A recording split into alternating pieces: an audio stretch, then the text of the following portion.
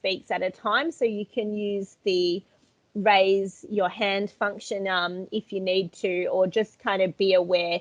This call should be pretty good because we don't have 50 people on the line. During COVID, when we had to run them and we couldn't do any face-to-face sessions, they were quite large numbers, so it was just something we really needed to all be careful of. Please ensure that you don't use any inappropriate language during the session today. And welcome to Tony, who's just joined us on the call. Tony, we're literally just kicking off, so you haven't missed anything at all. Please keep your mics on mute when you're not speaking, just to avoid any feedback, or as I was saying, we had some beautiful birds in the background in one of our calls. That was it was interesting in terms of trying to hear everybody. So just a little icebreaker, if you haven't already, and if you've got your mobile phone handy, if you on your mobile could just pop in the browser www.menti.com. For the first time, it'll ask you for a code. It's 7578746. For those on the call who have already done that, you should now be able to see that screen on your phone, and you can literally tell us how you're feeling today. So it's just a little test, really, a little fun activity just to make sure that the tech's working and everyone's comfortable.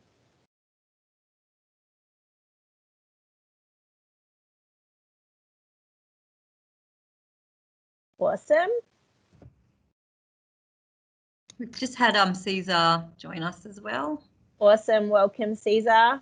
If you'd like to jump onto Menti, we are just kicking off just with a bit of an icebreaker, www.menti.com, and pop that code in 7578746. Thanks so much. Also, Nick, I've just to let you know, I've started to record the session as well. No problem at all. Thank you very much, Kat. Anyone else out there like to share how they're feeling on Menti? I'm glad you're feeling great, by the way. It's Friday and it's an absolutely beautiful day here in the city of Kalamunda. It's so gorgeous outside at the moment. Awesome. Alrighty, so we've got great, good, thank you, grateful and relaxed. So hopefully everyone has found the tech easy to use. As I said, if you haven't, or if for any reason you can't use Menti, that is okay. Like, you won't be disadvantaged in the session. You can leave your comments in the chat and we will assimilate them, or during the open discussion, obviously, you can also verbalize any comments. The joy of Menti and the reason that we use it for our interactive sessions is because it allows all of you in your homes or your work, wherever you are this morning, to actually see each other's thoughts at the same time. So it's quite a fun tool in that way, and it's really helpful for us as we get into the exercise. So I'm just going to spend about 5 minutes letting you know the what and the why in terms of the strategic community plan. So I'll just set some context and then we will get straight into the activities. So I'm going to run through what the strategic community plan is, why we are reviewing it, what happened at the last review in 2016, and also what we have achieved to date over the past couple of years. So the strategic community plan is a long-term vision. So usually it's a 10-year vision, and it sets the values, the aspirations and the priorities for the local government. The plan is the highest level document that a local government will prepare, and it makes reference to all of the other local government's plans, information and our resourcing capabilities. The main objectives of the plan are to establish the community's vision for the local government's future, including our aspirations and our service expectations. It also drives the development of local government area, place or regional plans, and other informing strategies as well. And it is ultimately the driver for all of our planning. So it sits at the very top.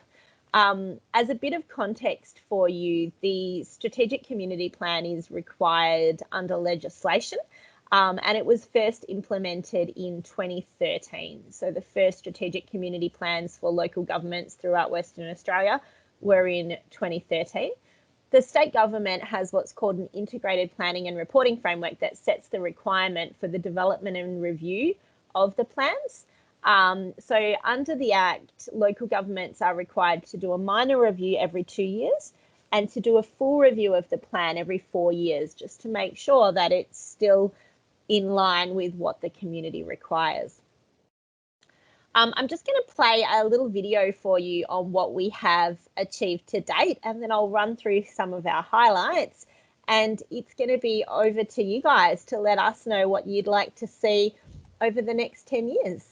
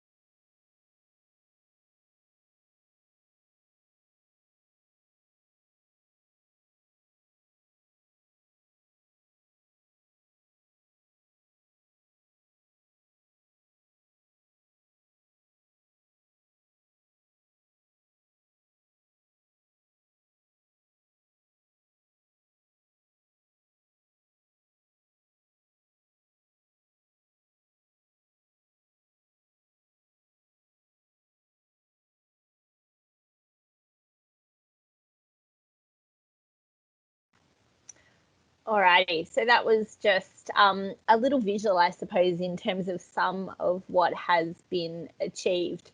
The city over the last 4 years has done a lot of strategic development. There's been a number of new strategies that were endorsed, including the first Reconciliation Action Plan, Kalamunda Clean and Green, which is our local environment strategy, a new tourism strategy, economic development strategy, and arts strategy.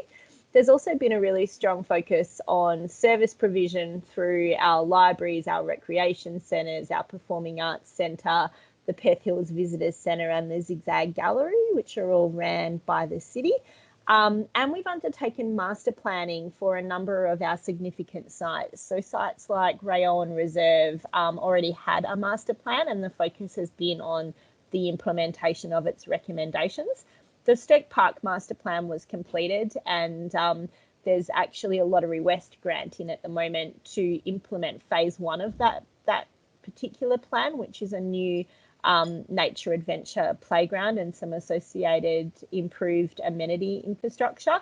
And we've also had master plans developed for Scott Reserve in High Wycombe and Maida Vale Reserve. So there's some of the major sporting precincts.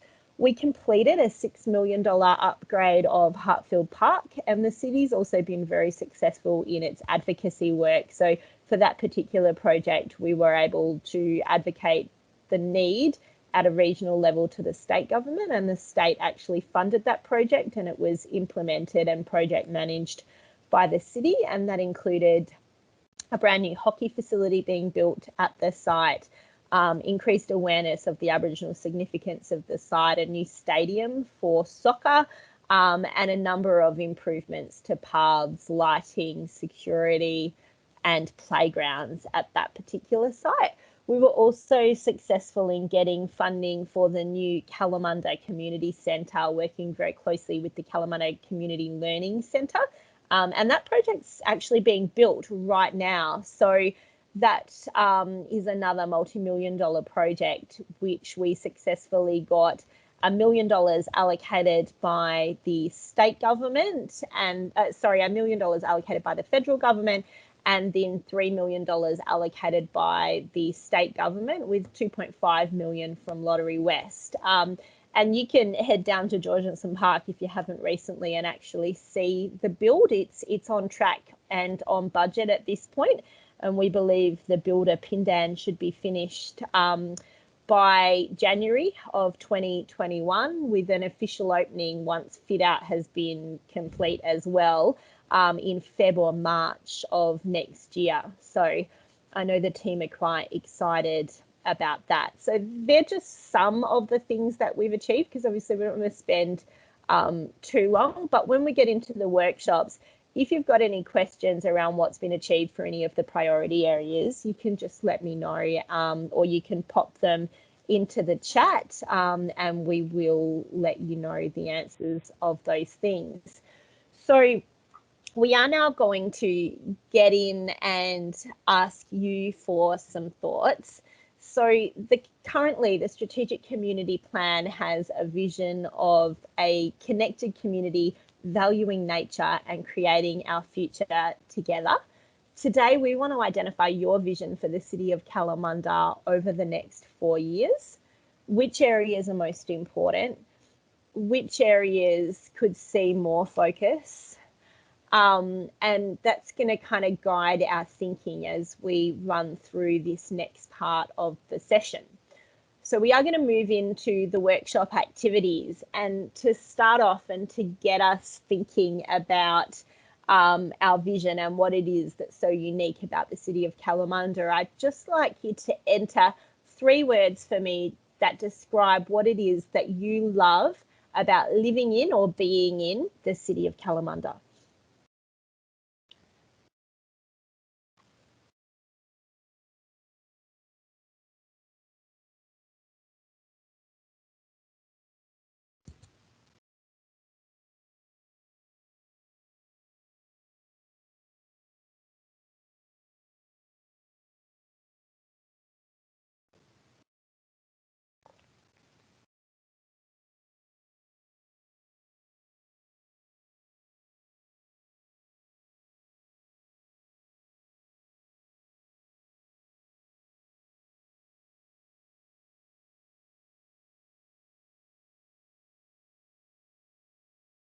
Give you a couple of minutes.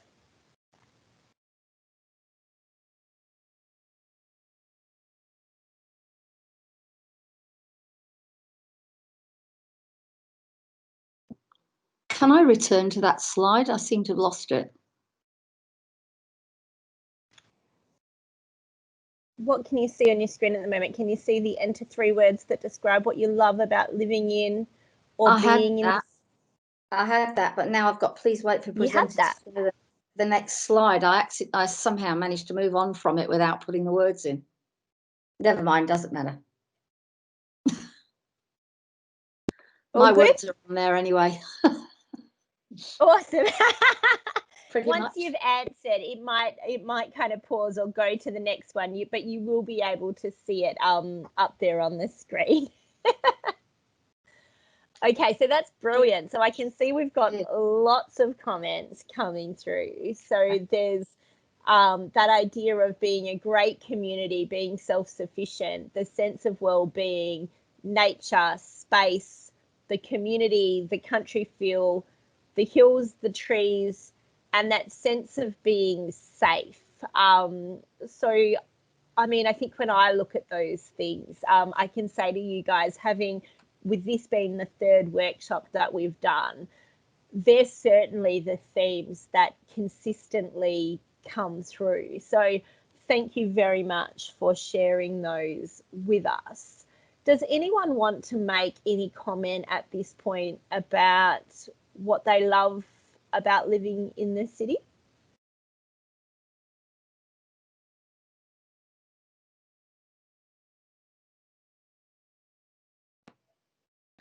I like the sort of villagey kind of atmosphere of it. Awesome. Thank you so much. So now I'm going to ask you guys to think about the future for me. What would you like the city of Kalamunda to be like in the next 10 years? What's really important for you when you think about our community in terms of the things that you want to see in 10 years' time?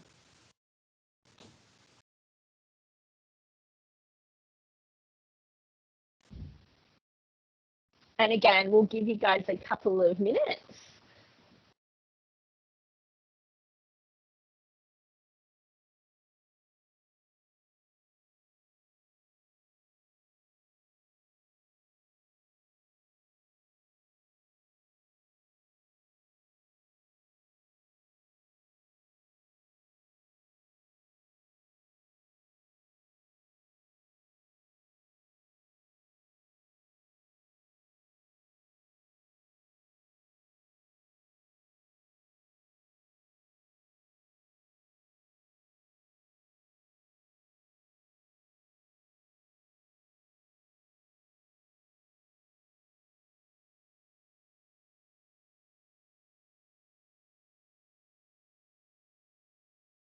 awesome. So I can see we've got the first one up there. So to be the go-to place for weekend activities, great food and adventure activities. A significant centre for the arts.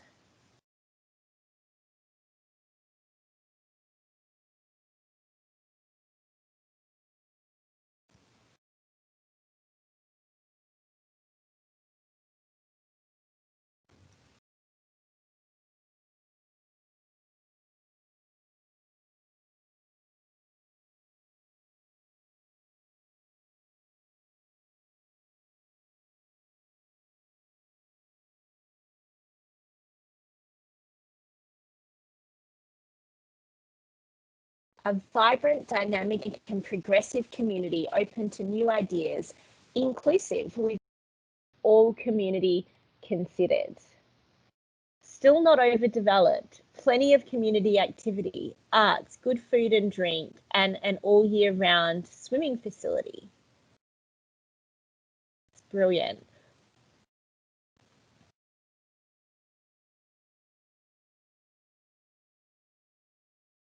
Just give one more minute in case there's anyone else who is still working on this one. Just let us know in the chat if you do need more time at all, or if you've kind of already commented, then that's fantastic. Again, really fantastic to see that real sense of community and sense of place. In some of the other workshops, some of the discussion was around the fact that actually they thought that the current vision, that idea of a connected community, valuing nature and creating our future together at a high level, that still stood, and it was almost more about more focus in some of the priority areas that needed to be applied, because they thought that it was quite all-encompassing. So we've got another response just up there: creative and modern designs, creating a renaissance in architecture. Thank you very much for that contribution.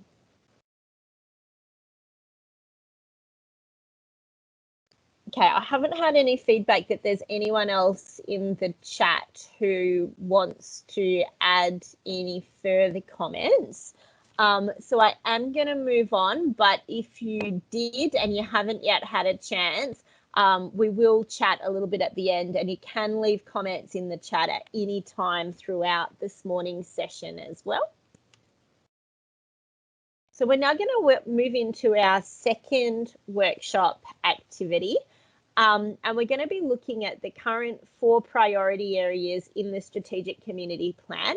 Now, I'm conscious that perhaps not everyone has seen the strategic community plan before. Some of you may know it quite well, but I'm actually going to jump through to show you what the current actions are. So when we get into the workshop, you'll be able to use your phones as you have been in Menti to enter as many ideas for each of the key priority area as you would like. We're going to look to spend about 10 minutes on each one, and then I will allow a bit of time as well, just if we want to discuss anything that comes up. But if we're ready to move forward, I'll check with you all, and we'll keep moving on. We actually found that some of the face-to-face sessions, some of the priority areas, within 5 or 7 minutes, people were ready. Now, the first one is Kalamunda cares and interacts, but just before you make any comments, I'm just going to quickly show you. You should now be able to see a copy of my screen that has the heading Priority 1, Kalamunda cares and interacts. That's literally a copy, and I know Kat's also shared it in the board for you as well in the chat. We just wanted to make sure you knew what was in the current plan, because in the face-to-face workshop, one of the things, we actually had a copy of this on the tables, and it was because we asked participants, as much as telling us what else they wanted to be focused on, we need to know if the things that are currently in the plan, if they're still important to you. So if you see items in the current objectives and the current strategies that you think are really important when it comes to looking after our people and providing our people with social and cultural enjoyment, then we would encourage you to actually let us know that when I jump back to Menti in a second. So as I said, it is in the chat. If there's anyone who's still reading, if you're not sure how to access the chat, please do let me know. I can jump back to this screen if you need me to in a little while. Like if you say, oh, I can't quite remember what was there, Nick, then do just put your hand up or turn the mic on and let me know.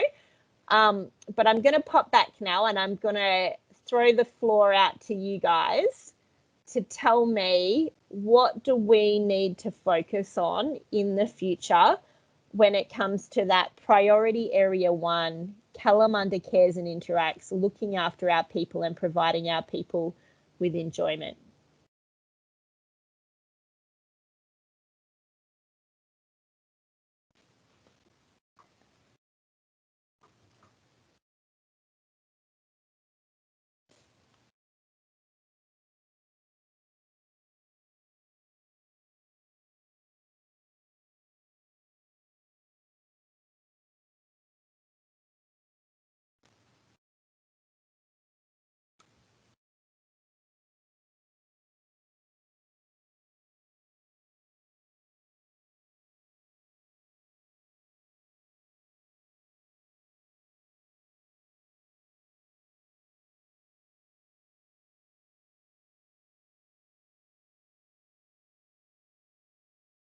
So the 3 key objectives in the current plan are to be a community that advocates, facilitates and provides quality lifestyle choices, to provide safe and healthy environments for community to enjoy, and to support the active participation of local communities.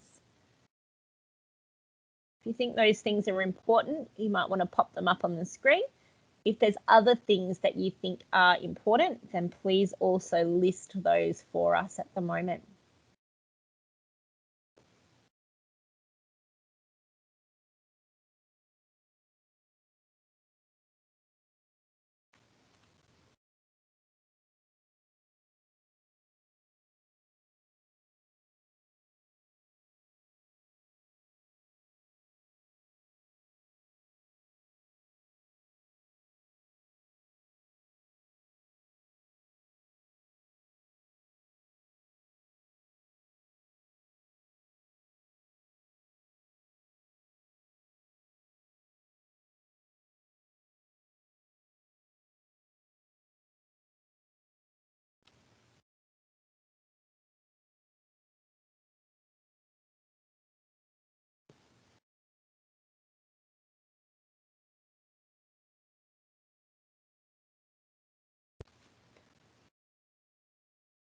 All right, awesome. So we've got our first comment up there. So aged care not specifically targeted, and 1.1 and 1.2 are more important than 1.3. So that's great feedback. Thank you very much for sharing that with us.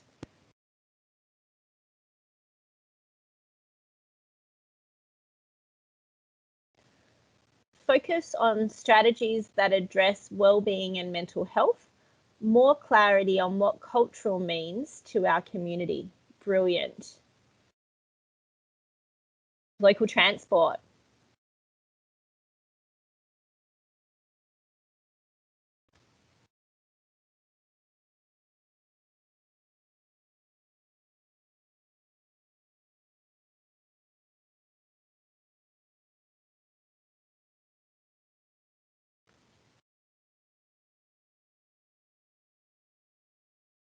Any others? This is the one that you can literally put as many ideas as you want when you get into these priority areas. So there's no limit for you.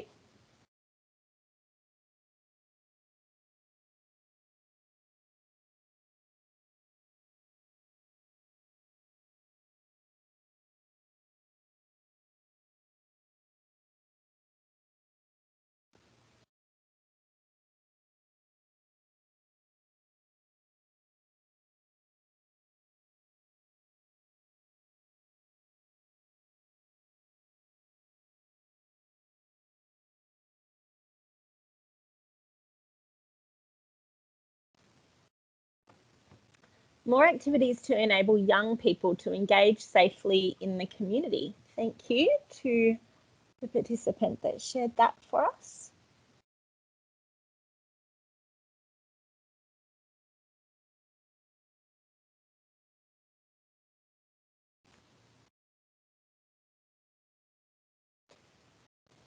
Couple more minutes for anyone who's got ideas in relation to this one. Keep in mind there's no minimum, there's no maximum. These are all of the ideas that you have in relation to Kalamunda Cares and interacts.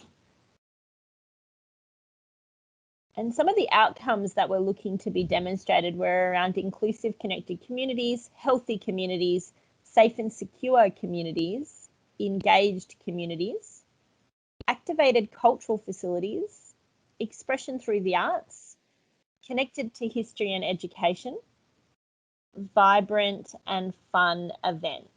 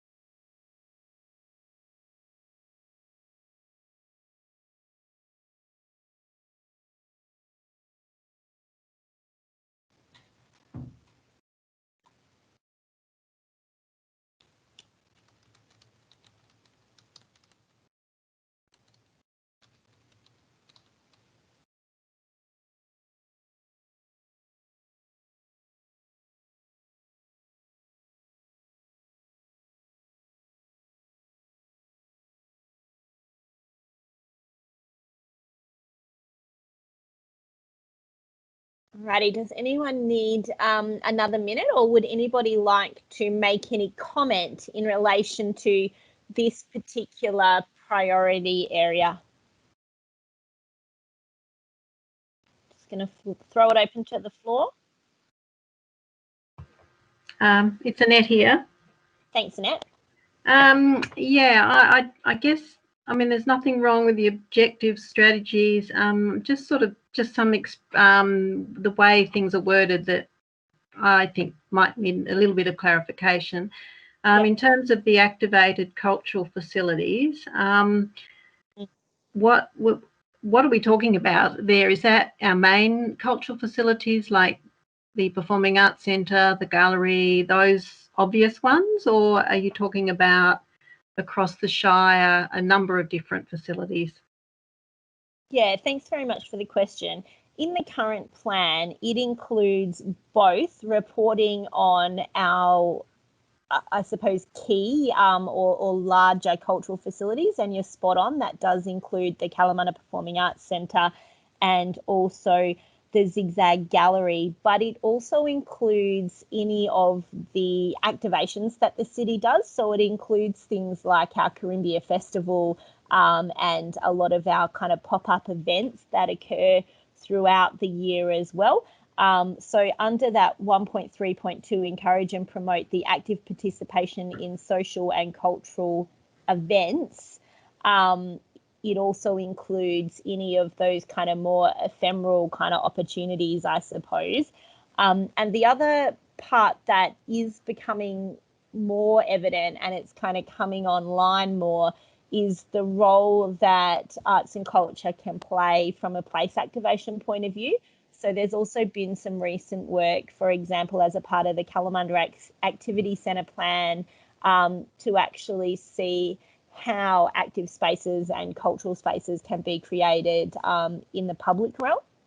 And there's some further work happening in the High Wycombe area around the land where the new station is proposed with similar intent.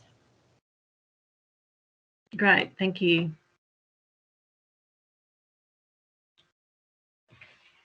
Anyone else with any comments or questions in terms of what they would like to see focused on in the future under the priority area Kalamunda cares and interacts, do you still think that it's an important priority area for the city? Volunteers coming. Would that include volunteers, or is that in a separate area? Yeah, so volunteers absolutely can come through in this area, and obviously at the moment we talk about facilitating the inclusion of the ageing population and people with disability. We also talk about empowering, supporting and engaging with young people, families and the culturally diverse community. So the city does report specifically on volunteering in terms of number of volunteers, and we have a strategy that's called the Active Citizens Plan, which is actually due for renewal in 2021. And that's specifically focused on how we can ensure, for example, that community groups and that the city itself is sustainable. And it's recognising the fact that volunteers play an immense contribution here in the city. So they cover through on a number of the priority areas in actual fact, because when we get to Kalamunda Clean and Green, which is the environmental priority area, the volunteers are also heavily focused on, because that's where all of the city's friends groups fall. So there's a couple hundred volunteers who all work actively in that priority area. But it might be worth making mention if there's something specific you would like to see in the area of volunteering. It would be good to capture it at this point, because as you can see, whilst there's a lot of focus on volunteering across the board, like the word volunteer isn't currently featured under this priority area. I was just wondering if the Shire had discussed at any stage if there was some way they could centralise volunteers in the area to be available for, you know, lots of different things. I know at the moment volunteers seem to be attached to a particular cause or interest, which is understandable, but I'm sure there are people who would like to volunteer and possibly don't know how they could. And I was wondering if somehow the administration could have some kind of central, I don't know, register or something like that. I just wonder if that had been discussed at all. Awesome. Great question. And we might just capture volunteer register as a submission on this screen, Kat, if you can do that for me. During COVID, we actually did set up a volunteer register for the first time. It was kind of specific to that, but we have been having some discussions internally about what its future might be, because in that short time, and it was when Western Australia was quite restricted in its movement, so around March, April of this year, there were some people who required self-isolation because they were in an at-risk category, predominantly in the community. And we put out a call out to say, were you interested in volunteering across the board? It could have been anything ultimately that people needed. And within a couple of weeks, we had more than 100 community members had actually signed up on that register.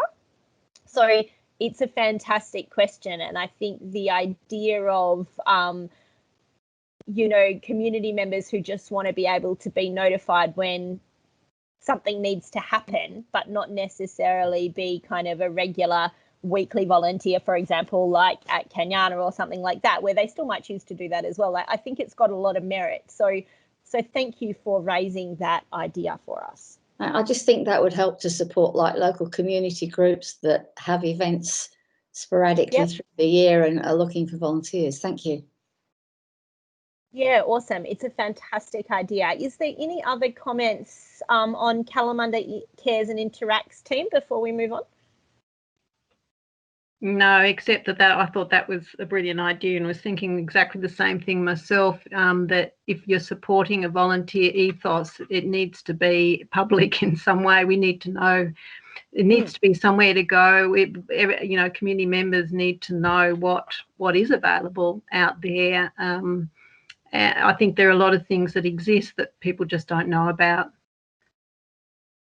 Yeah, thank you so much. These are really, really good points, and we're we're constantly battling, actually, just getting that information out there to know what is on, what is available. So the idea of some kind of formalized register that's always available and isn't cause specific, I agree, it's a fantastic idea. Any other comments on this one?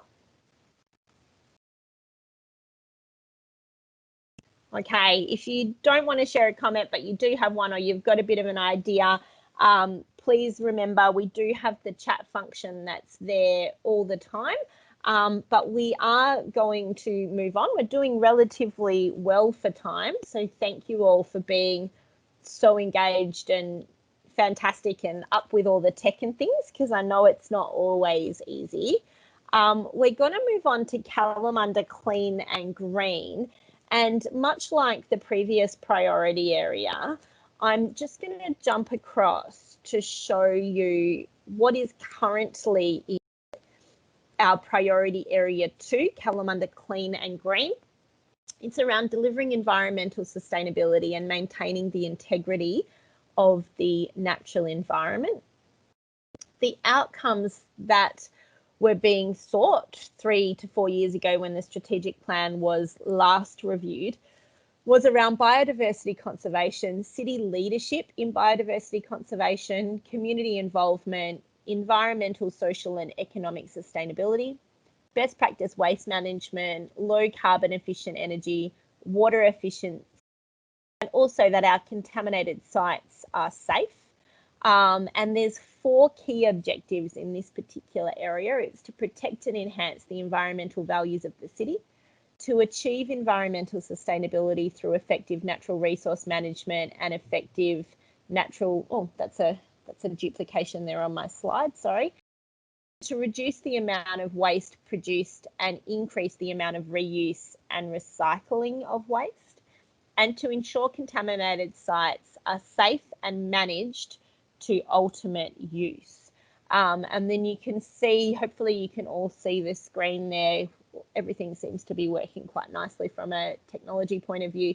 The strategies were around enhancing our bushland, natural areas, waterways and reserves, supporting the conservation and enhancement of our biodiversity, community engagement and education in environmental management, facilitating the appropriate use of water and energy supplies, use of technology to produce innovative solutions to reduce power and water usage.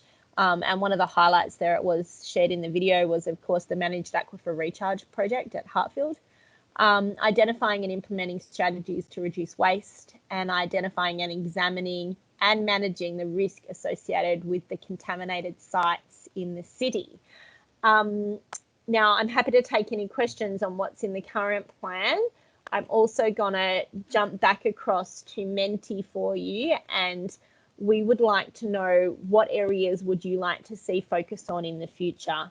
Are there areas in the current strategy that you think are really important that need to stay in? And are there any other things that you think need to go into this area? We'll give you guys a few minutes for that.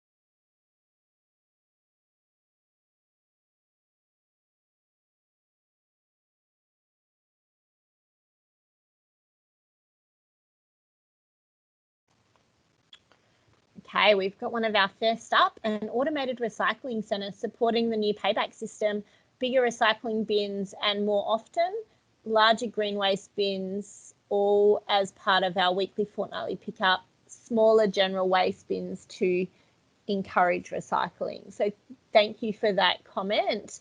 And I will note that obviously the city is working through its waste plan at the moment, and one of the proposals in there is to move to FOGO, which does result in a smaller general waste bin, but it provides the third bin, which is specifically for green waste and organics. So thank you for that. I've got another comment here. All objectives are still highly relevant, probably even more so with limited action from our government on climate change, requiring more action at a local level. What are the environmental values of the city of Kalamunda?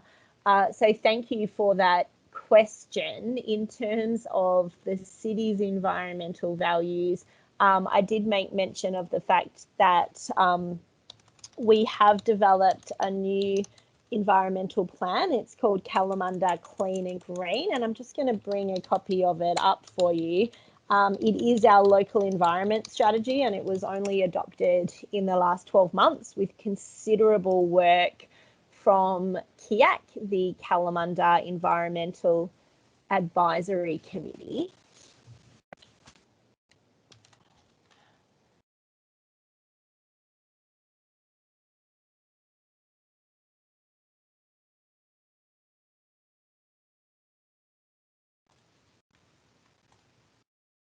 Just going to load up for us at the moment so that I can show you all the work that has been done in that space. The city is also currently reviewing its biodiversity strategy. So ultimately, there's a really strong focus on having the best possible environmental footprint that we can, along with both protection of our current areas that are significant, but also, and we spend a lot of work in this space, the regeneration or the enhancement of areas that require it. So the city does a lot of work. We've got more than 700 hectares of parks and reserves within our city, and about 300 of those are bush reserves that are actively managed by the city of Kalamunda. So it's work in terms of revegetation, it's work in terms of removal of woody weeds, removal of species that actually shouldn't be there, protection of flora and fauna. Over the last couple of years, there's been a really strong focus as well on land that's not managed by the city of Kalamunda. So we actually developed a strategy that was called the Environmental Land Use Planning Strategy, and it's to try and assist to guide some of the private development planning within the city, because it's an area that the community has spoken to us in terms of having concern. So where, for example, subdivision is taking place, ensuring that mature trees can be retained and the like. So there's a lot of work, you're right, that goes into this particular area. And then aside from the natural areas resource management, there's a lot of work also going on in the waste space. So looking to ensure that as a community, we can divert as much waste from landfill that we possibly can. And that goes through everything from recycling and reuse through to encouraging avoidance. We've had quite a lot of success over the past 12 months in working with some of our waste contractors to actually ensure that there is more sorting that is going on. So wherever we can, and the transfer station has been doing this for a number of years, but wherever we can, that we're actually diverting from landfill and ensuring that it's not just ending up in the ground, which is both costly and it's bad for the environment. And that'll continue to be a strong focus. Water sustainability is another area that the city has had some success. And again, I don't think it's an area any of us can stop in, but things like our managed aquifer recharge project actually takes stormwater that otherwise can become quite polluted because it comes off roadways, waterways, roofs and the like, and actually putting it through a filtration system and re-injecting it back into the aquifer. And the city has won some water awards from the state and at an Australian level for that project. and it's now became a demonstration site. It's located just in Hartford Park. It's became a demonstration site for other local governments to see how they can actually improve their water use. So I suppose there's just a little bit for you. That's a copy on the screen. You should be able to see a copy of our local environment strategy that was adopted last year. And it ultimately does provide that framework in terms of what we're looking to see. It's about protecting the landscape and the character of Kalamunda. So if you haven't seen a copy of that, we'll pop a copy in the chat for you as well. A lot of work went in with the community to have that particular document developed, and the city is now working through its implementation at the moment.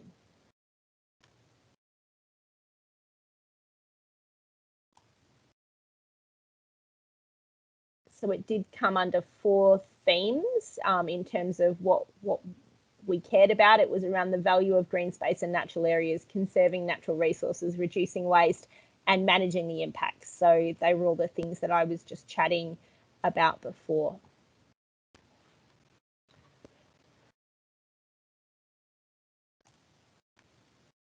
Anyone else for Kalamunda Clean and Green who would like to leave comments? Just a question about the volunteering again. Are there many volunteer groups that work in this sort of like, you know, friends of a particular area that involved in cleaning up, regenerating, that sort of thing? Yeah, fantastic. Thanks for the question. The city has about 40 active friends groups. Friends groups usually look after a specific patch of bushland in particular. And they will do everything through from picking up rubbish on that site, working with one of the city's bush care officers, through to removing woody weeds, planting in the winters. And in the winter, we often also advertise those community planting days. So other members of the community will come along with the Friends volunteers who will look after the sites all year round and the city, and everyone will work together. So I understand that it's about 200 volunteers in total who are quite active at the moment. And the Friends group numbers can vary. So some groups are kind of 15 to 20 people, depending on the size of the reserves that they're looking after, whereas other groups are looking after smaller reserves that may be, for example, on their street. Like there's a Friends group called the Friends of Petunia Way in Wollaston. And that is predominantly community members who live on Petunia Way, and they look after a relatively small patch of bushland there. So they can vary in scale. Groups like Friends of Rayowan are quite large and look after the bushland there. The Friends of Georgeson Park are also quite a large group. There's Friends of Juniper Way in High Wycombe. So they are spread all throughout the city of Kalamunda. We've just had a comment there. The areas of bush care or bush are neglected. They are sometimes burnt and then left as dead vegetation, blackened and untidy. It looks worse than before the burning sometimes, inconsistent maintenance of verges, even close to community hubs. So thank you for the person that made those comments. I know the maintenance of verges is an interesting one, and my understanding of the current position in the city is that officially the city will slash all verges up to twice per year, but only if they are a safety hazard or untidy, and that the city does encourage residents to look after their verges as much as they are able to. And in terms of bush care, I'd need to clarify sites for you. You are correct, the city does undertake controlled burning, but the larger areas of land where controlled burning is undertaken is usually under state government control. So they're burns that will be undertaken by the Department of Biodiversity, Conservation and Attractions with the local brigades. But I acknowledge that there are some community members who would prefer to not see that style of mitigation. The city for its sites will do a combination of controlled burns along with other mitigation measures, so slashing and the like. And they do work quite closely with the environmental team to also ensure the environmental assets of the site are preserved.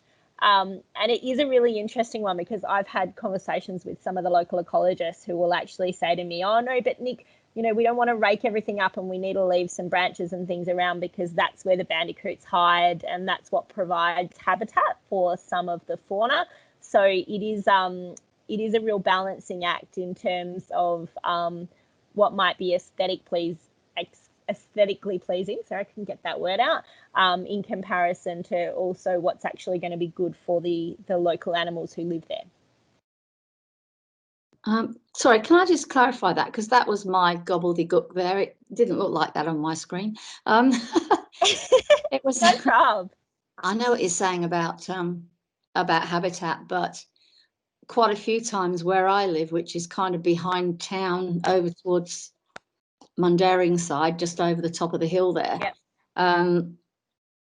There's been a few times where I and my neighbours have had to call up because the bushes are so far over the road. You had to cross over to the other side of the road to get along the road.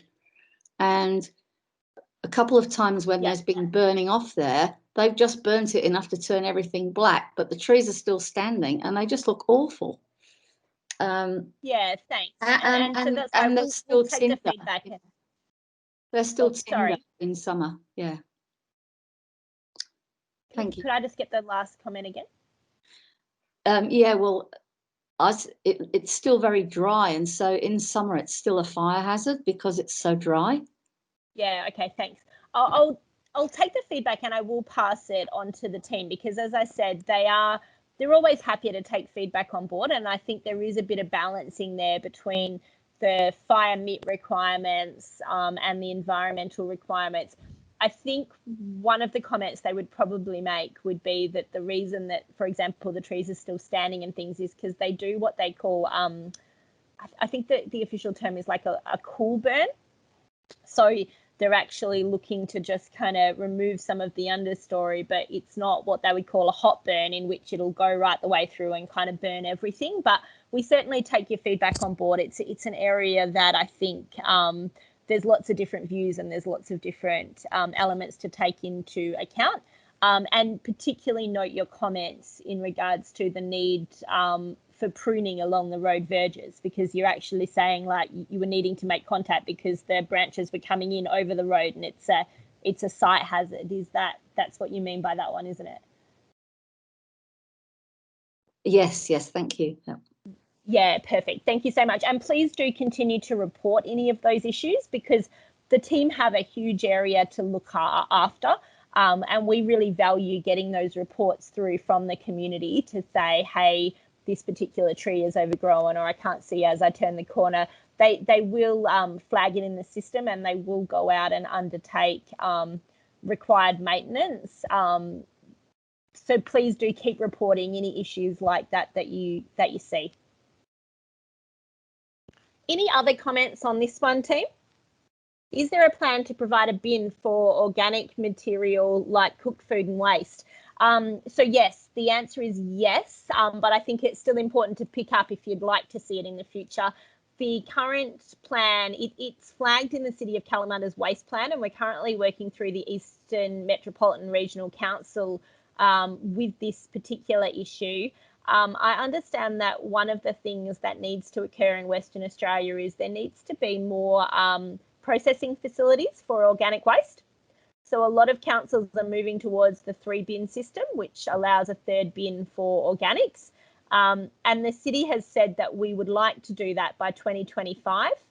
And the reason that they've said 2025 is because in between time, we understand the EMRC is going out to tender to find a company to actually process the organic waste. I understand there are 1 or 2 processing facilities currently in Perth, and they're pretty much at capacity at the moment. So there's a bit of catch up there with the industry, but it is the plan for the city to move in that direction. Any other comments, questions, thoughts in relation to Kalamunda Clean and Green?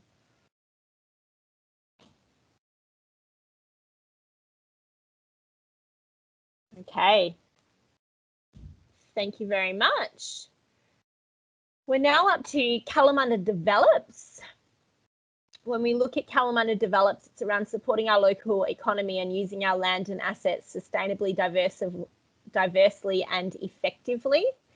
There's 4 objectives. It's around planning for sustainable population growth, connecting communities to quality amenity, to develop and enhance the city's economy, to be recognised as a preferred tourism destination, and there's a number of strategies that fall out of that.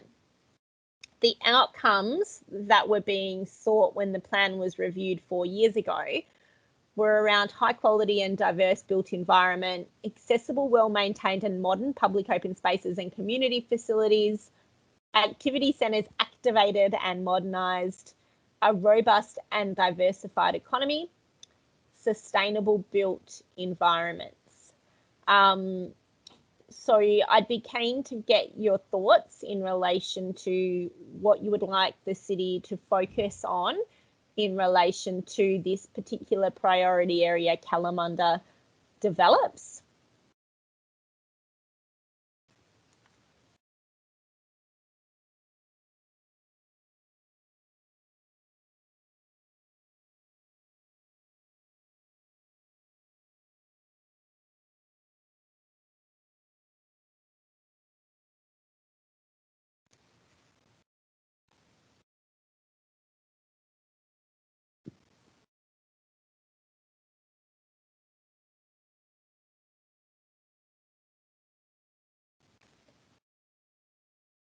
I'm going to pop back to the Menti screen now, and we'll allow 5 to 10 minutes just to have a bit of a think about this one and leave any comments that you've got.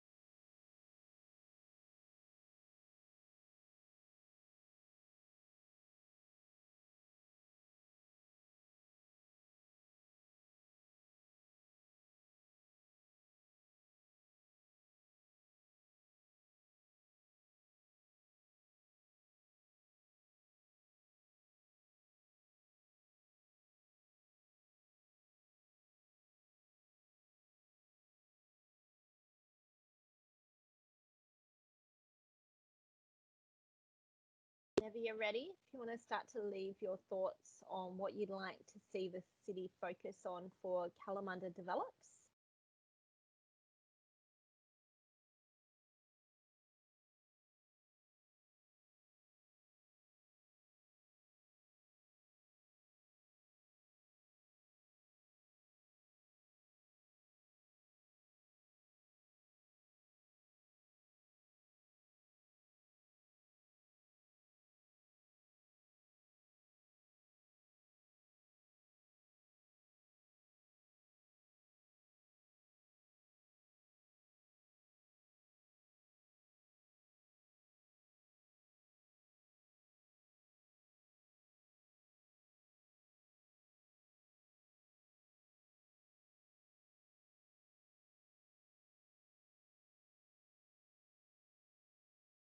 Okay, brilliant.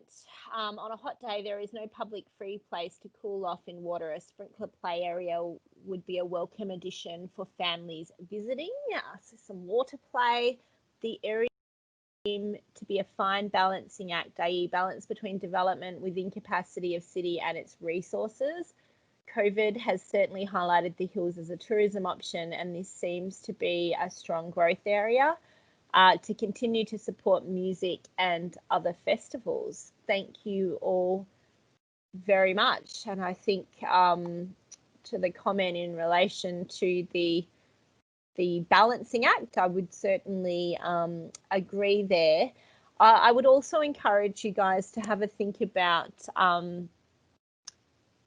the city's role from a legislative or a statutory point of view in terms of approving or reviewing or giving feedback on private developments that are occurring in the city. I know over the years that I've been here, that's been quite a controversial area for the community. And it did cause the city in the Kalamunda Town Centre, for example, to develop the activity centre plan to try and put some guidelines around what type of development was appropriate. Is that something that you feel the city needs to continue to play a role in? And if so, feel free to let us know.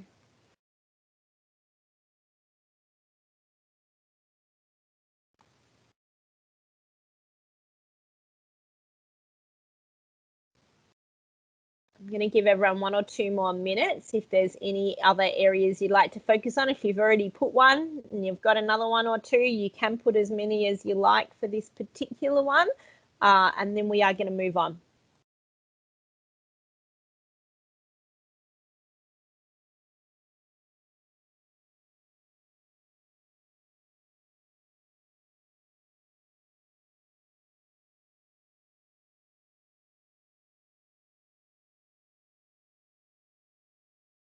Thanks, Jill. I can see you've put an idea there about developing an area up near the zigzag for tourists to gather.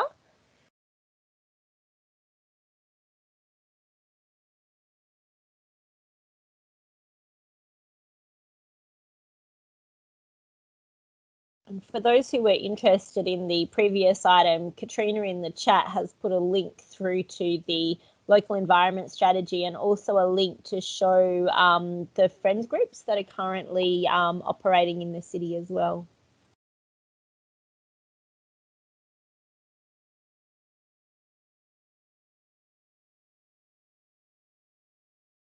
Alrighty, we've got another one there. So upgrade Kalamunda Water Park to all year and heated pools, standardised look and feel to the town centre, spend money upgrading Haynes Street, Canning Road, Railway Road, upgrade lines, lookout, cafe, food vans, improve seating, etc.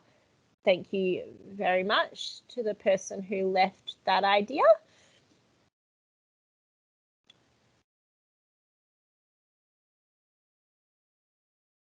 I think from memory, one of the other areas last time that came through in the workshops was that there was, whilst it was acknowledged there may need to be some population growth, there was a real focus on wanting to make sure that it was sustainable. So community members spoke about wanting to ensure that where possible, it wasn't just like continuation of the urban sprawl that we've seen in Perth, and that it was unique to our city and took into account our environment and our characteristics. So there's certainly things that we've been looking at as well over the past couple of years. Alrighty, unless there's any final comments, I'll throw it out to the floor. Does anybody, would anybody like to say anything in relation to Kalamunda Develops before we move on?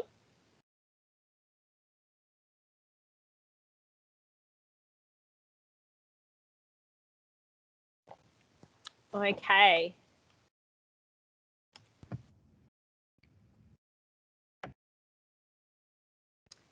The last area that we are going to look at is Kalamunda Leeds. Now, as I did with the other ones, I'm just going to pop it up for you. Kalamunda Leeds is a smaller priority area in terms of the fact that it only has 2 objectives in the current plan. It is all about providing good government and leadership, and the outcomes around participation and consultation, corporate capacity and capability, outstanding leadership, and ensuring a wide and diverse representation.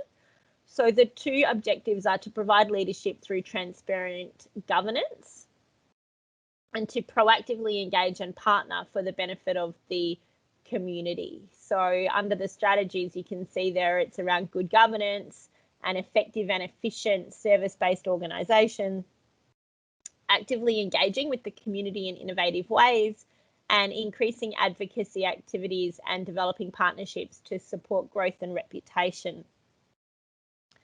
So I would appreciate if you can let us know if that's still important to you and if there's other things that you would like to see in terms of Kalamunda Leeds.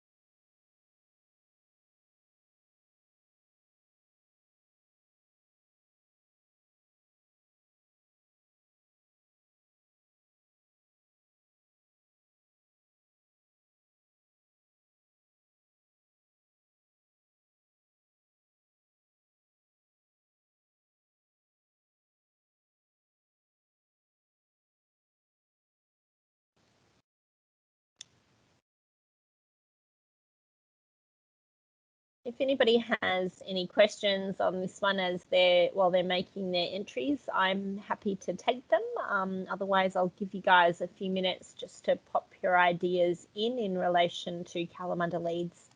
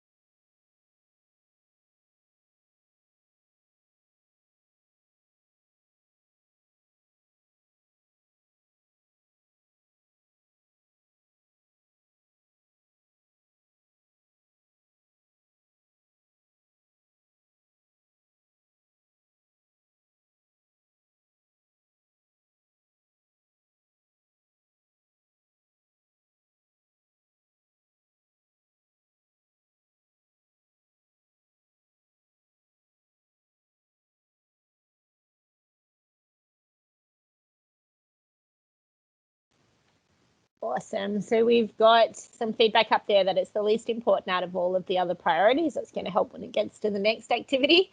More use of online meetings to encourage participation like this. Thank you.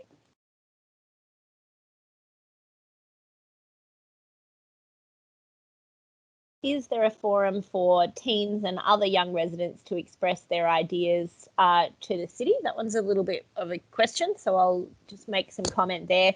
The city does have something called the YAC, which is the Youth Advisory Council, and we have a youth services team who work with the YAC. It's predominantly made up of high school students.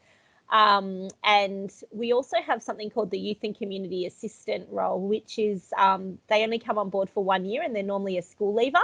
And they actually come on for 1 year. We're currently advertising for that position for next year. and they work hands-on in all of the schools and run a number of projects throughout the area. So there is a number, I suppose, of different forums, because we want to make sure that young people can participate in a way that suits them. We also have social media accounts. We have a page called The Influence, which is just for young people in the city. And we also have an Instagram page too. So that's a little bit of info for you there.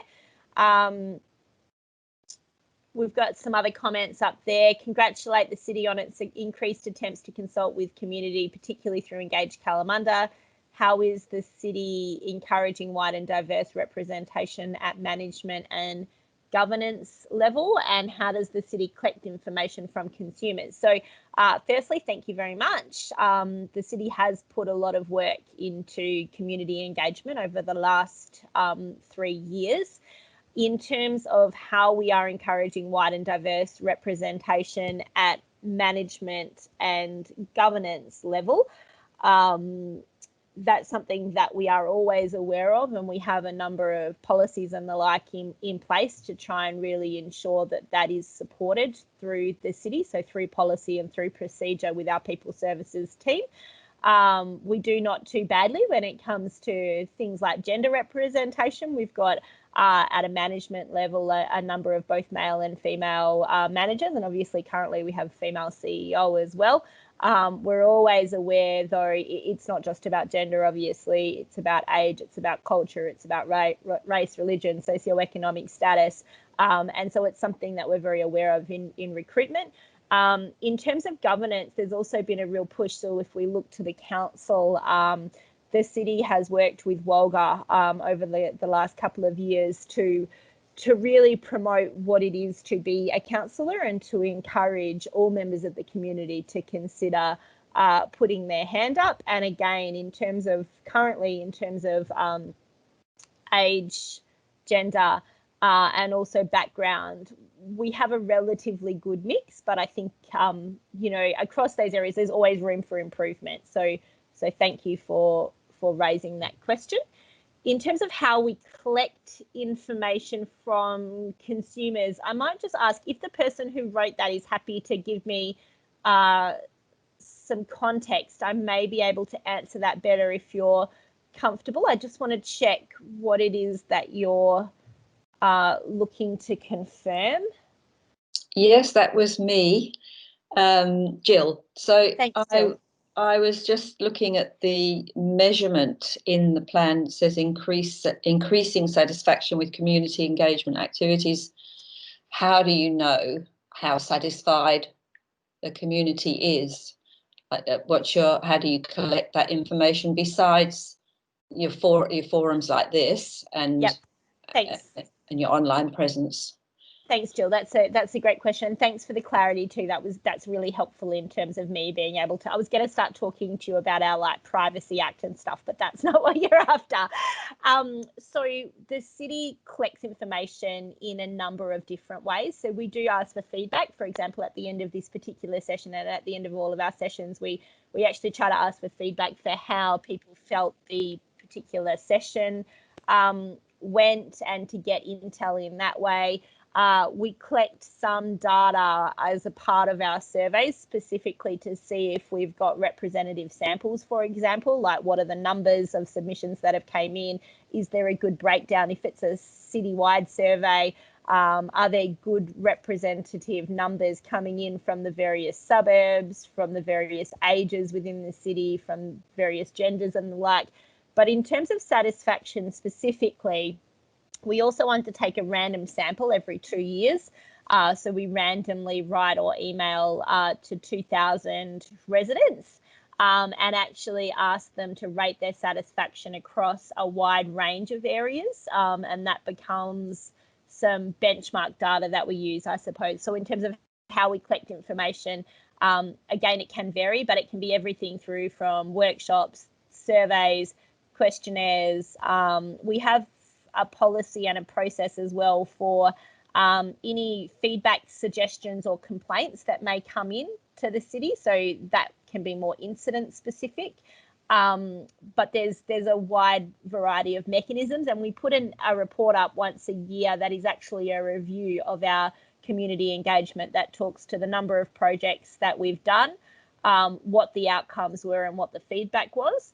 The one other thing I'd probably like to mention on that one is we've also done a lot of work with the various teams within the city to ensure that feedback that is received, that community members understand how it's being taken on board. So, for example, how have we reviewed our strategies or our plans or our operations based on the feedback that we've got from community?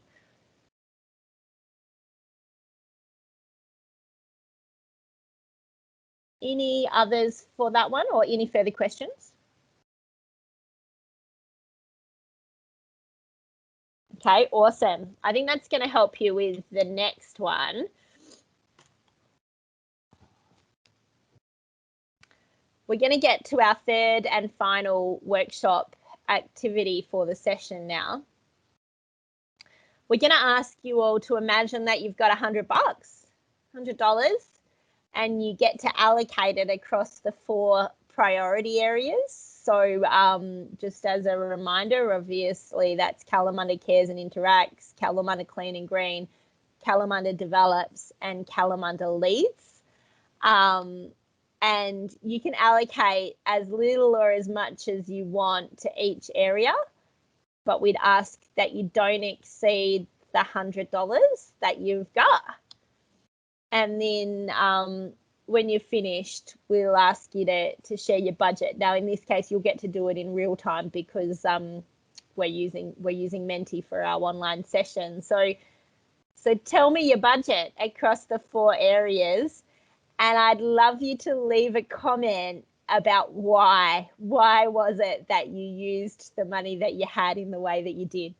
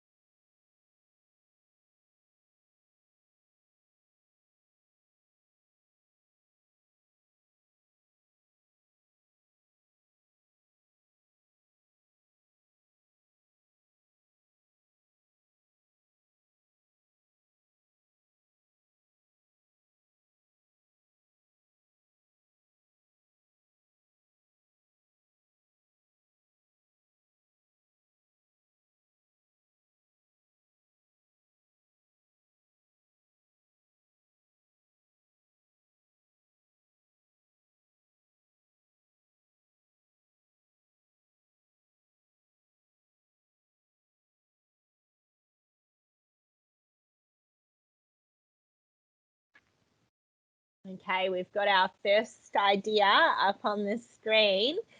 We've got priority area 1, $10. So Kalamunda Cares and Interacts. Kalamunda Clean and Green, $30 allocated. Kalamunda Develops, $50. We need a reason to live in Kalamunda or for people to visit and make it sustainable. And Kalamunda Leeds, $10. Thank you very much to the person who has shared that for us.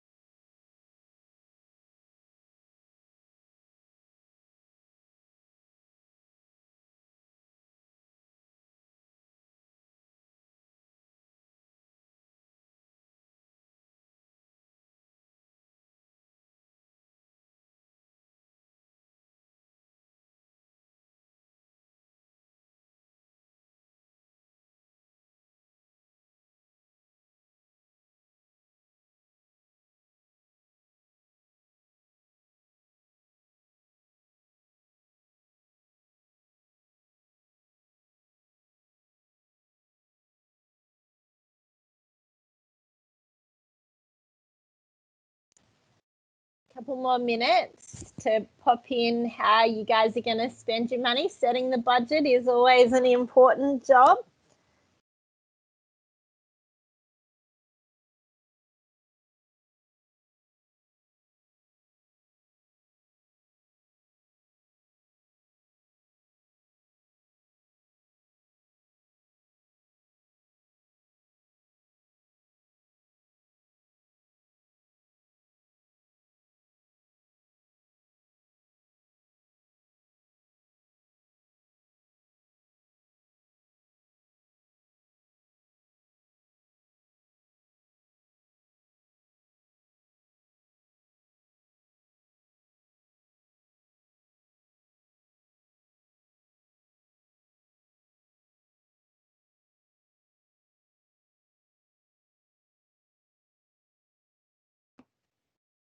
Sorry, I forgot to put the Y.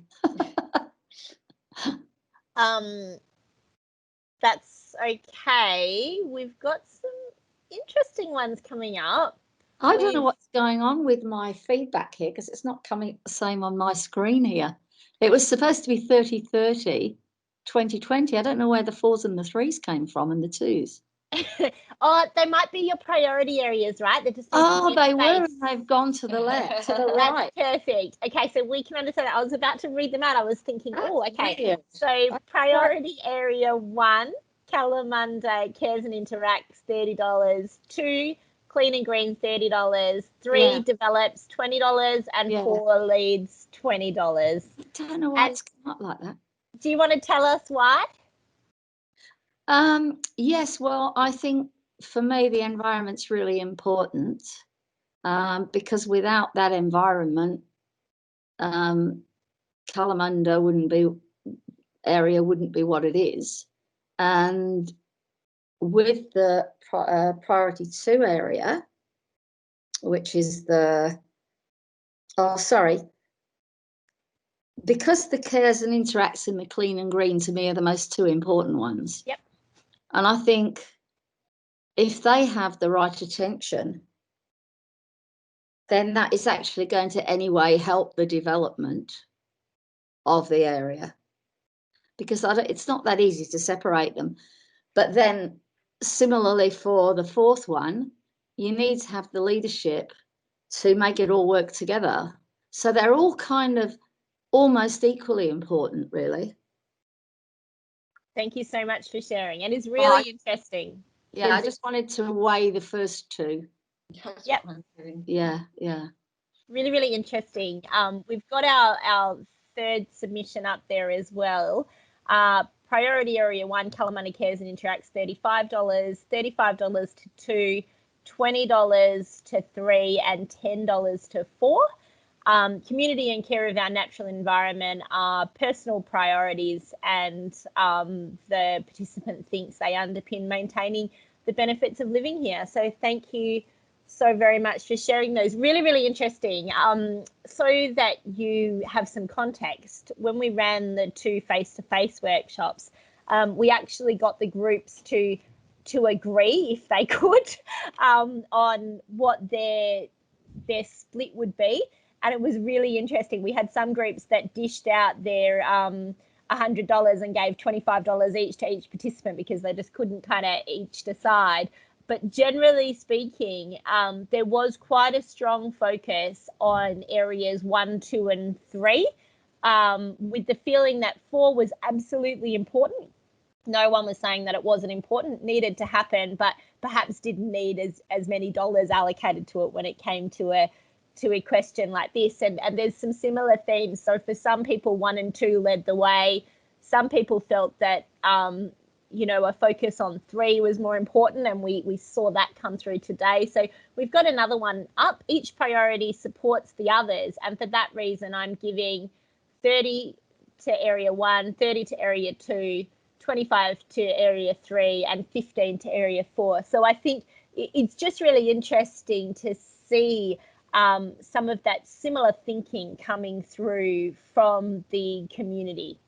So thank you all very much. If anyone is still working on that one or needs a couple of moments, could you let me know or jump in the chat and let me know, because otherwise we are going to move on. We're just on time, and I do thank you all for your participation. We've got a couple more things to do before we wrap up the session.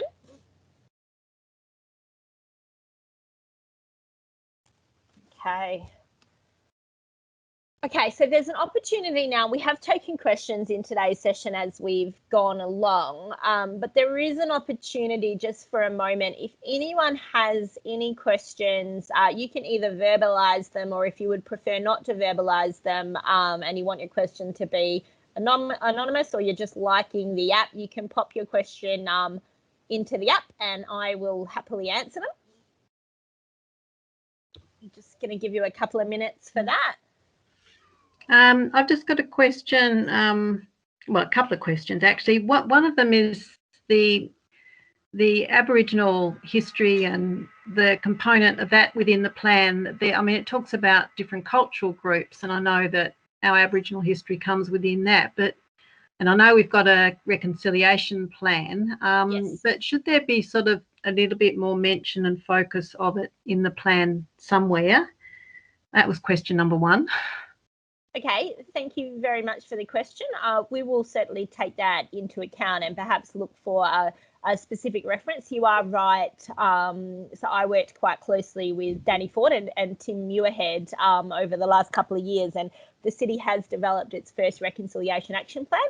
And the one thing I would note about that is it was really interesting because generally speaking, Reconciliation Australia says that all local governments or all organisations should start off with a reflect action plan. And the city actually went straight to an innovate action plan, and it's because it was acknowledged both by the community members and the elders who assisted in the development, and also by the city itself, that in actual fact, we as a community were further progressed than being at a reflect stage, and actually there was a time for action. And Reconciliation Australia actually signed that off. We weren't sure if they were going to. They had originally said to us it must be reflect first.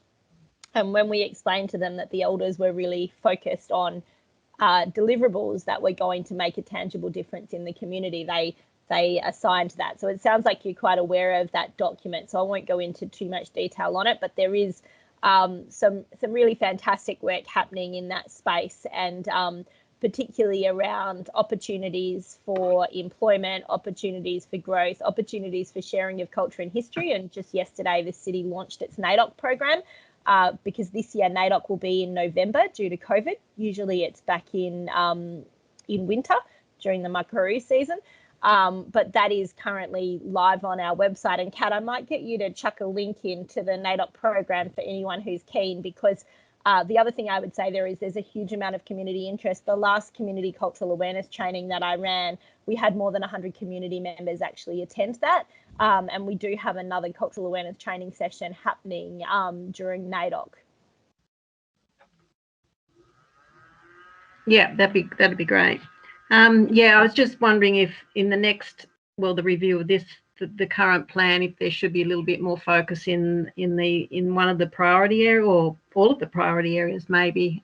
Just sort of a little bit more focus on it within the main plan. Thank you. The second question was just around the context of the moment, and obviously COVID is the big one in terms of budget and what the city is able to do. I mean, it is obviously COVID would affect the budget for the city. What sort of implications would that have in terms of carrying out the plan? Yeah, thank you. Really good question. And I don't think, I mean, none of us have a crystal ball to know what the next couple of financial years will be. But the city has certainly taken a very conservative approach to this current budget. So we adopted what was termed a crisis budget ultimately. So there was a focus on minimising expenditure in certain areas where necessary. There was still a pretty strong infrastructure focus because there was a real desire to ensure that we could keep the local economy going, and there's been a really strong focus as well for any of that infrastructure work to employ local tradies or for larger companies to employ local subcontractors where required, because many of the jobs, the contract might be awarded to one company, but then they will also have a number of subcontractors under there. So there's been a really strong focus on that. There's also been a strong focus on grant funding and advocacy. So we were quite lucky to get more than $1 million in roads funding from memory off the top of my head. Projects like the construction of the community centre were already kicking off. But it will be a significant consideration moving forward. Just in the last 6 months, we obviously went through the process of needing to close, for example, all of the community facilities when the restrictions were quite tight around the end of March and April. And we then, when we reopened, were required to have COVID safe plans for every single building within the city. And there has been, and I think one of the interesting things that might not be as well known in the communities, there has been quite a significant increase in cleaning costs as well in response to things like the pandemic, which has taken or reduced the amount of funding available for service delivery in some cases. So I think we'll be looking to keep it as realistic as possible. And we'll also be looking to continue to seek other sources of funding. So wherever possible, we don't look at rates or what we call municipal funding, and the city actually looked to not increase the total amount of rate revenue this year. We actually kept it the same as last year, and that was in response to COVID as well. So it will be something for us to continue to be very aware of as we move forward with the annual budget process. Great, thank you. Any other questions?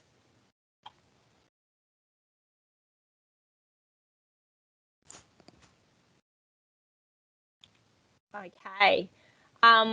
We would love you guys now to actually rate the workshop content.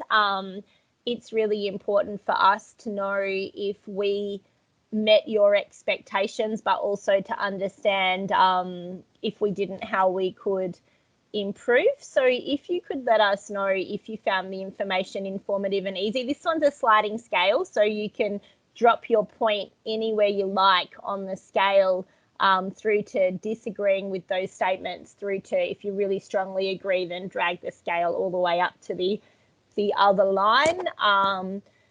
Did the workshop live up to your expectations, and were the objectives clear?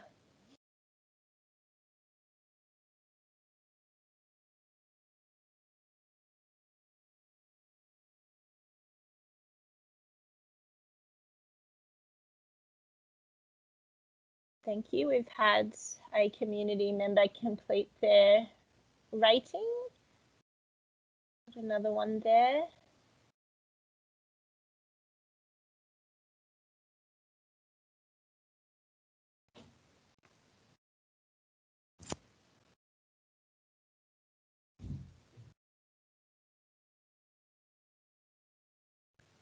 Thanks, team. If you're still rating, that's okay. I'll leave this screen up for another minute or so. But it is really helpful for us, particularly because the city only moved to online delivery workshops during COVID.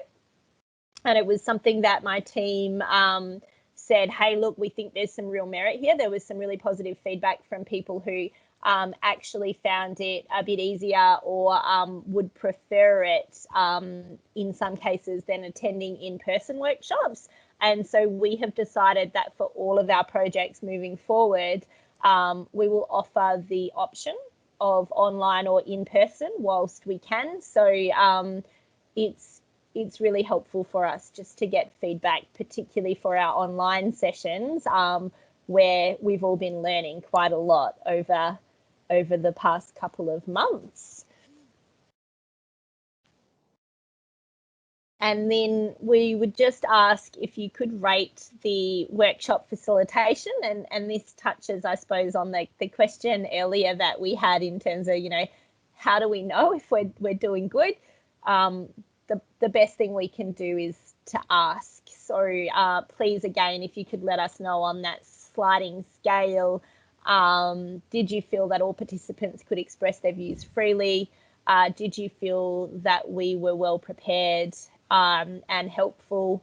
Was the duration of the workshop and was the time allocated to the activities adequate?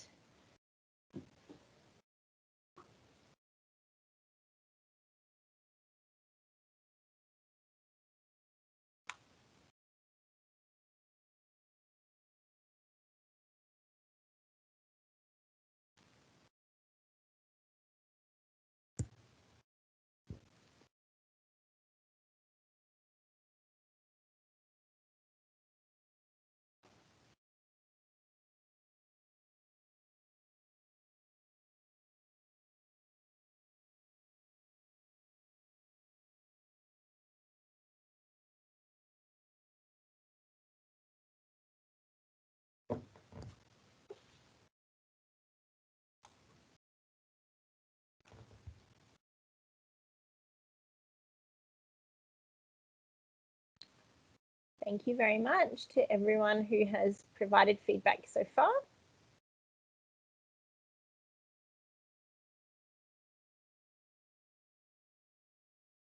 Thanks very much to our community member who's just let us know that they need to head off and thanked us for the meeting. We thank you for your participation.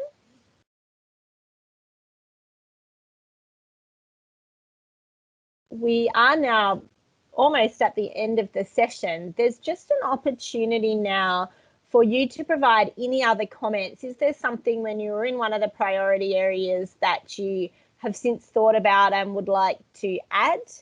Or have you got any other ideas, thoughts? It can be anything at all, any other comments that you would like to make in today's session?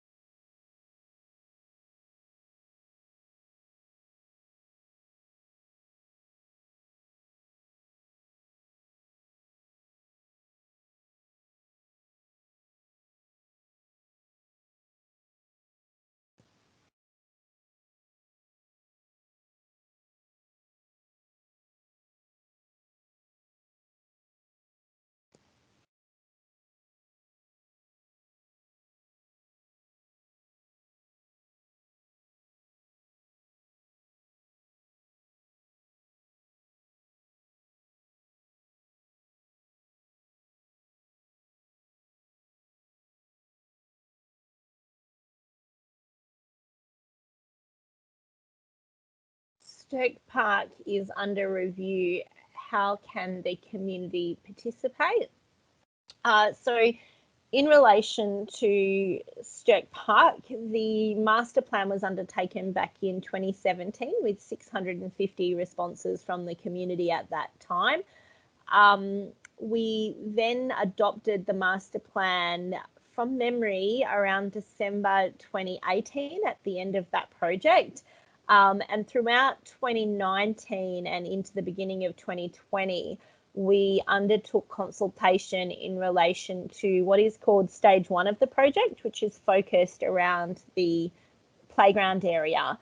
As a part of that, a co-design workshop was held with local young people who actually worked with architects, all in the same room together, and drew their designs and got feedback from the architects and let the architect know what they would like to see. It was a really fun process, actually held on site and then back in the Kalamunda Club. And now, as I understand it, the design for that element has been complete and we're seeking funding from Lottery West. It proposes a nature playground at the site and skate facilities. There will be further opportunities, though, to participate, I would expect, as we reach into the other stages. So there's some work as well with the RSL, and there's some work at the other end of the site, kind of closer to Kalamunda Road as a part of stage 2. So I would suggest to keep an eye on the city website and follow us on the engagement platform, engage.kalamunda.wa.gov.au if you haven't yet, to stay up to date in relation to opportunities around Stirk Park. Increased funding to footpaths and street lighting, no more footpaths to nowhere. Make Kalamunda the mountain bike hub for Perth dedicated cycle paths, especially on Canning Road and Welshpool Road. Thank you for that idea. I will flag the city does have a bike plan if you're interested in that space. We certainly acknowledge the numbers of tourists who come and locals, and there are plans for continued improvement to cycle facilities within the city, and we have also been lucky to get some funding from Department of Transport for some of those works. I think, and I'll confirm with the engineers, Welshpool Road itself provides some difficulties for our engineers in terms of what's possible, just because of the current width and the shared use of the road and its freight requirements. So it's part of a freight route, but certainly something that the teams are looking at. I think there's, or at least one of the proposals is to widen the shoulders there. Thank you very much for the person who said thank you. And please, yes, do please complete the survey as well. You're very welcome to. In terms of the question in relation to Central Mall, the city is currently asking for comment in relation to a proposed place activation project for Central Mall. It's a draft design and it is currently out for feedback. And Kat, if you could also please place a link for the Central Mall design into the chat for me. The draft has been developed by a company called PlaceLab, and they've assessed a whole heap of factors in relation to how Central Mall is currently operating. So obviously at the moment it is open at the beginning, so you can turn in near the vault, and then it kind of takes a right-hand turn down into Nestabrae Lane, and then the second half of the mall isn't open. The activity centre plan that was consulted on and adopted a couple of years ago proposed that it could be a shared use space, and the design has been based on a potential for vehicle access one way only, but it's not really, they don't really plan for it to be a road per se. Like, it does have vehicle access, but the idea is that it would not be straight, it would be kind of meandering, and it would be quite slow. Like, the engineers have spoken to me about, 10 to 15 kilometres. It's more ultimately the opportunity to actually drive through and potentially drop someone who needed access or something like that. It wouldn't be a major road. You would still be expecting Railway Road, Barber, Haynes and Mead to take the bulk of traffic in and out that area, along with Stirk. I know it's something that's being quite hotly discussed by the community at the moment, and I encourage you to check out the plans. The proposal is for a $2.4 million upgrade, and it's really about trying to activate that space because unfortunately, outside of market times at the moment, it's very, very quiet in that area. And PlaceLab have reviewed a whole load of economic data along with some case studies throughout the world in terms of what might effectively activate that space.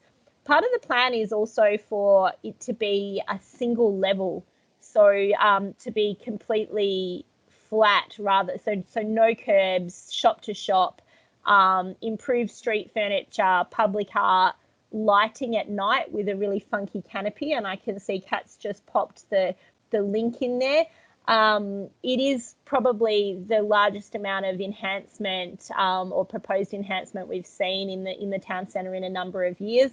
And the activity centre plan itself also talks to Haynes Street in terms of potential future upgrades. In the current budget, Council has allocated funding for Central Mall design and for implementation. So there is actually budget to undertake improvements. And we're really trying to work through with the community to determine what might be best suited, taking the advice on board that the space does need to be activated and we need to try and create a really vibrant heart in our township. And it has been found in other local governments that by the local government investing, it's had positive impacts for the community and for businesses as well. So we've looked at a lot of modelling and we really are basing the current design on best practice, and it's up to the community to let us know what they think.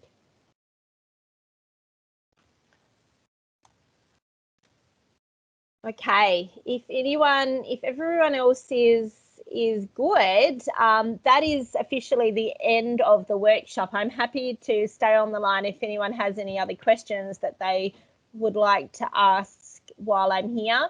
But really, I'd just like to thank you all on behalf of the City of Kalamunda for joining our online workshop today. And to remind you, you can stay updated by going to engage.kalamunda.wa.gov.au. And the /SCP will bring you to this project, Strategic Community Plan. The survey's open till the end of the month, and I would really encourage you, talk to your neighbours, talk to your friends, anyone that you know that visits the city. We want to try and see as many responses as we possibly can on the draft plan. So we would really encourage community members, visitors, locals, tourists, business owners, aunts, uncles, nans, pops, young people to jump on and have their say.